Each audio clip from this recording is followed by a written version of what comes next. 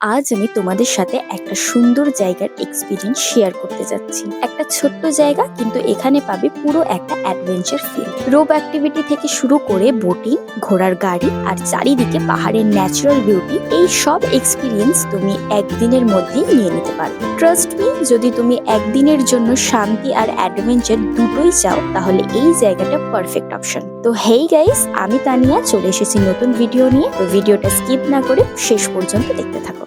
এখন বাজে রাত 11:30। কলকাতা থেকে চলে এসেছি রাজগীরে। এই জায়গাটা অ্যাকচুয়ালি বিহারের একটা সুন্দর আর পিসফুল ট্যুরিস্ট স্পট। রাজগীরে আমরা ঢুকতেই চলে এলাম ব্রহ্মকুণ্ডের জলে স্নান করতে। এখানে এসে দেখলাম এত রাতেও অনেক মানুষের স্নান করতে এসেছে। আগে ছেলে মেয়েদের জন্য আলাদা স্নানের ব্যবস্থা ছিল, কিন্তু এখন সবাই একসাথেই স্নান করে। তো সেদিনের রাতটা রাজগীরে কাটিয়ে পরের দিন সকাল সকাল ঘোড়ার গাড়ি নিয়ে বেরিয়ে পড়লাম সাইট সিনে। পার হেড 300 টাকা করে লেগেছিল আমাদের।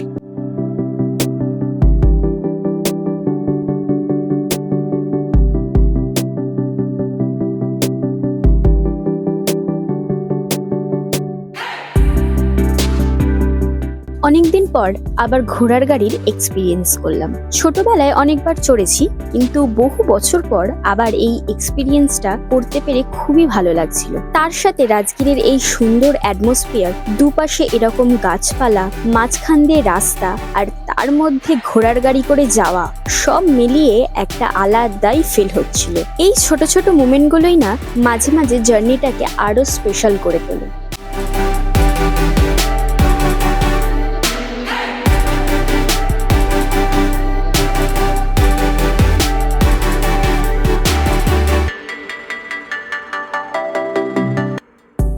এরপর আমরা চলে এসেছিলাম রাজগীরের জু এর সামনে, কিন্তু সেদিন জু বন্ধ থাকায় আমরা তার উল্টো দিকের রাস্তা দিয়ে এগিয়ে গেলাম রাজগীরের একটা জাগ্রত মনসা মন্দিরের দিকে।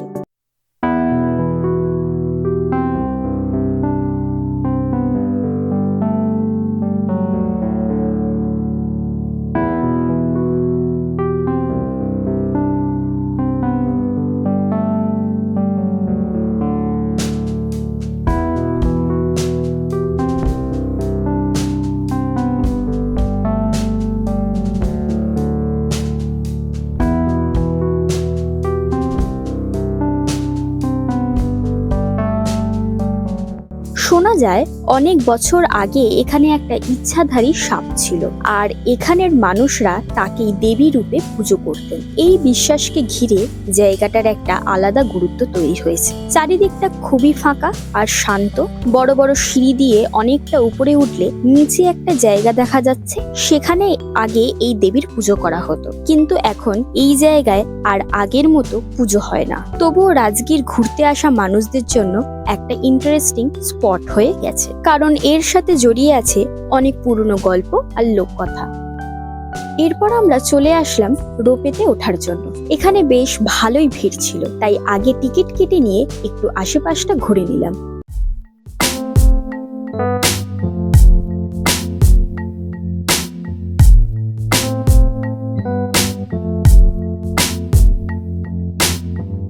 তারপর বিল্ডিং এর ভিতর ঢুকে পড়লাম। ভিতরটা গিয়ে দেখলাম জায়গাটা বেশ পরিষ্কার আর অনেকটা বড়। এখানে অনেক দোকান রয়েছে, তাই ওয়েট করার সময় বোর ফিল হচ্ছিল না।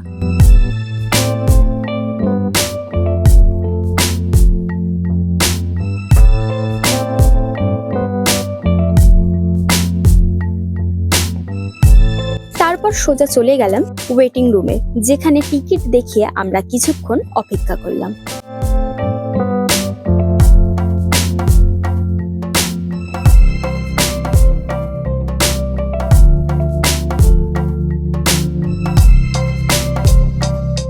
এরপর পাশে সিঁড়ি দিয়ে উঠে একদম রোপের সামনে চলে আসলাম। একটা রোপে একসাথে 6 জন করে যাওয়া যায়, তো আমরা এক এক করে উঠে পড়লাম।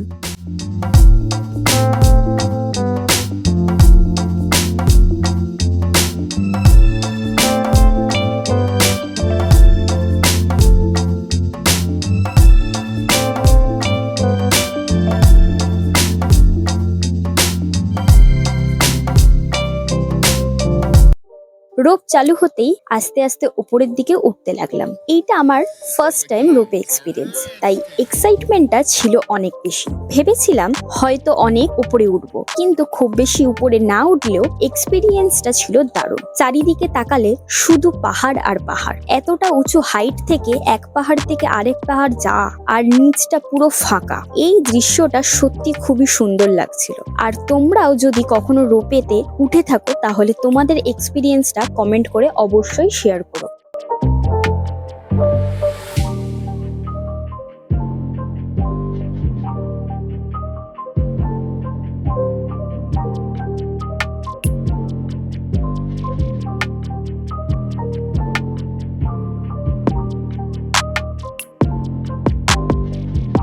এই পাহাড় থেকে ওই পাহাড়ে পৌঁছে গেলাম আমরা। এখন অনেকটা উঁচুতে, তাই রোপের জার্নিটা আপাতত শেষ করে আস্তে আস্তে নেমে পড়লাম।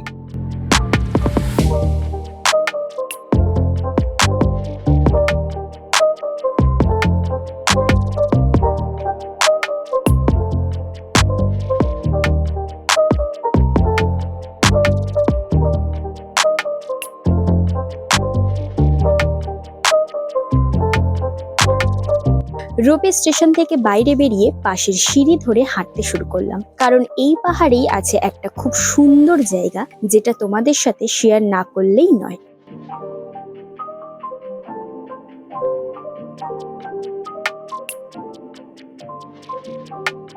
চলে এলাম সেই সুন্দর বুদ্ধা টেম্পেলে।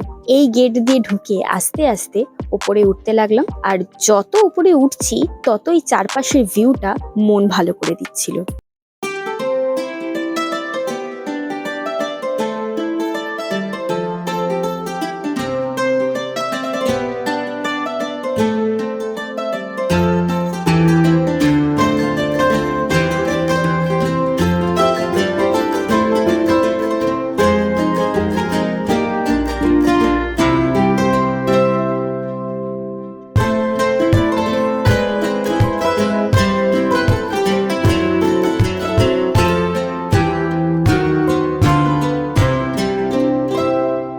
চারিদিকে শুধু পাহাড় আর পাহাড়, নিচে সবকিছু ছোট ছোট দেখাচ্ছিল, আর আমরা দাঁড়িয়ে আছি একটা পাহাড়ের উপর এই টেম্পেলে।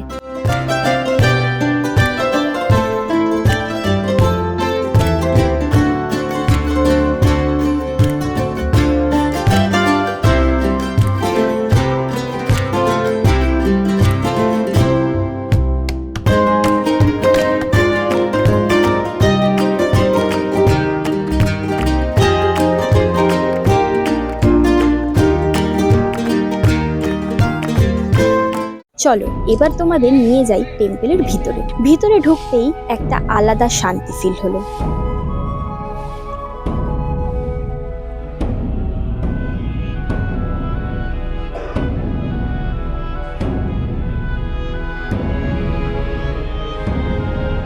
এখন এখানে পুজো হচ্ছিল, আর চারপাশের পরিবেশটা খুব পিসফুল লাগছিল। কিছুক্ষণ চুপ করে বসে থাকলেও মনে একটা আলাদা পজিটিভ ফিলিংস আসবে। আর আমার এই বুদ্ধা টেম্পলের শান্তির পরিবেশটা খুবই ভালো লাগে।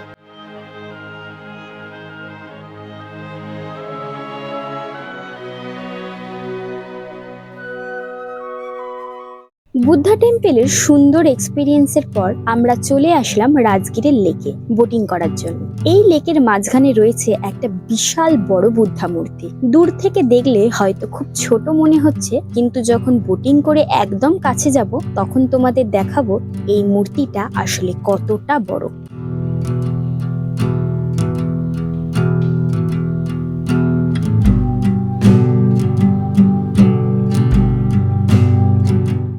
বোটিং করার জন্য আমরা ৮০ টাকা দিয়ে টিকিট নিলাম।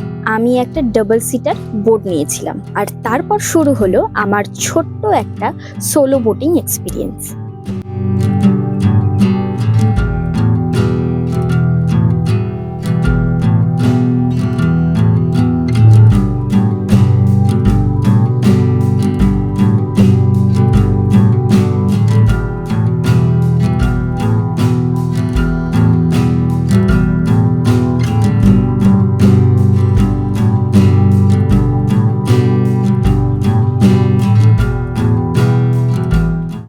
শান্ত লেকের জল, ঠান্ডা হাওয়া আর চারপাশের এই সুন্দর অ্যাটমসফিয়ারটা বোটিং এক্সপিরিয়েন্সকে আরো স্পেশাল করে তুলেছে।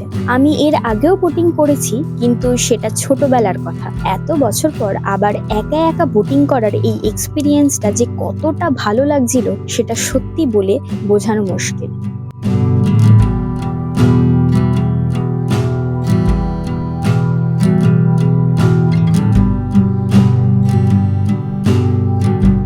তো এই ছিল আমার রাজগীর জার্নি, যেখানে পাহাড়, ঘোড়ার গাড়ি, রোপে, বোটিং এই সব কিছুর এক্সপিরিয়েন্স করে নিতে পারবে। তো ভিডিওটা ভালো লাগলে লাইক করো, আর এমন আরো ট্রাভেল ভিডিও দেখতে চ্যানেলটা সাবস্ক্রাইব করে আমার সাথে থেকো। আবার দেখা হবে নতুন কোনো ভিডিওতে।